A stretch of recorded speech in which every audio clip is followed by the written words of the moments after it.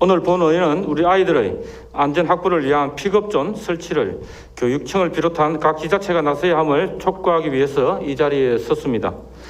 지난해 3월 25일부터 시행된 민식이법 이후 많은 변화가 보이고 있습니다. 지자체마다 아이가 먼저다, 보행권이 먼저다, 아이 키우기 좋은 도시를 만들겠다 등의 강력한 의지를 보이고 있습니다.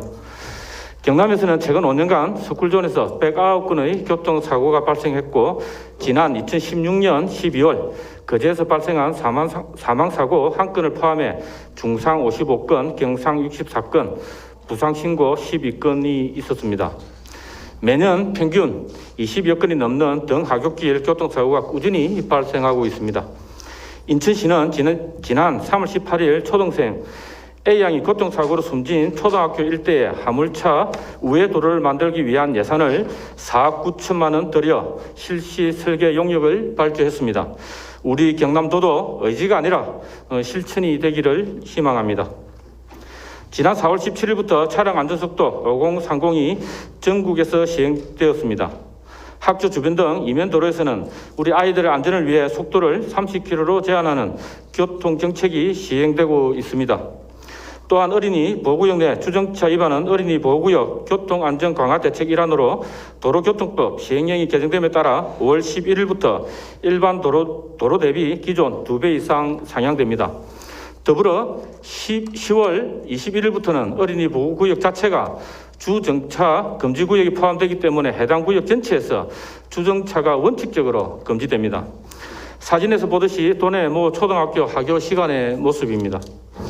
왕복 4차선 도로에 평소 차량 운행이 굉장히 많은 도로이고 사고의 위험도 높은 지역입니다. 아이들 하교 시간이면 학원 차량과 학부모들의 픽업 차량으로 교통 정체는 물론이고 아이들의 안전까지도 이어가고 있습니다. 특히 비 오는 날의 정도는 더 심각합니다. 차량 정체와 사고 위험으로 운전자도 불안하고 학부모들의 걱정도 태산입니다. 이러한 초등학교는 도내의 부주기 수입니다. 이런 상황을 우리는 이미 오래전부터 인지하고 있고 안전사고 위험이 있으니 개선을 해야 한다는 것에는 다들 공감하고 있습니다. 그러나 해결을 위한 대안과 대책에는 손 놓고 있었습니다. 학교는 지자체에, 지자체는 학교로 서로에게 미루고 책임을 전가하고 있습니다. 참으로 부끄러운 일입니다. 이제는 해결합시다. 사진에서 보듯이 어린이 교통안전 릴레이 챌린지에 참여하고 많은 이들이 같이 동참을 했습니다. 박지훈 교육감을 비롯한 도내 18개 시군 기초단체장 다수가 참여하였고 본의원을 비롯한 동료 의원님들께서도 동참하였습니다. 저는 캠페인 내용과 초등학교 픽업존 설치가 다르지 않다고 생각합니다. 구호보다 실천합시다.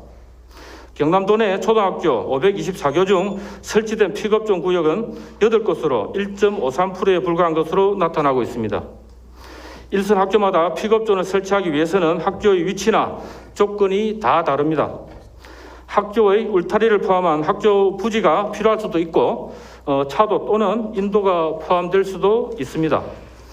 이러한 문제와 교내에서 발생할 수 있는 안전사고 책임 문제 때문에 픽업존 사업 진행을 못하고 있다면 시민의 안전과 아이들의 미래를 책임지고 있는 우리 모두는 반성하고 정말 부끄러워해야 합니다. 우리 아이들의 안전 확보에 교육청과 지자체가 함께 지혜를 모아야 합니다. 픽업존 설치는 예산이 수반되어야 합니다. 예산을 집행하는 지자체장과 교육청은 교육행정협의회를 통해서 대안과 대책을 마련해야 할 것입니다. 다행히 본 의원이 상기와 같은 문제 제기 이후 교육청에서는 향후 초등학교 신설 또는 개축 시 설계 단계에서부터 픽업존 설치를 적극 적용하겠다고 하였고 일부 신설 예정 학교의 픽업존 설치를 설계에 반영하였습니다. 선제적으로 대응해 주신 담당 공무원들께 이 자리를 빌려 감사의 인사를 드립니다. 아이들의 안전에는 타협의 여지가 없습니다. 도내 초등학교 픽업존 설치를 위한 최선의 노력을 기대하면서 5분 자유발언을 마치도록 하겠습니다.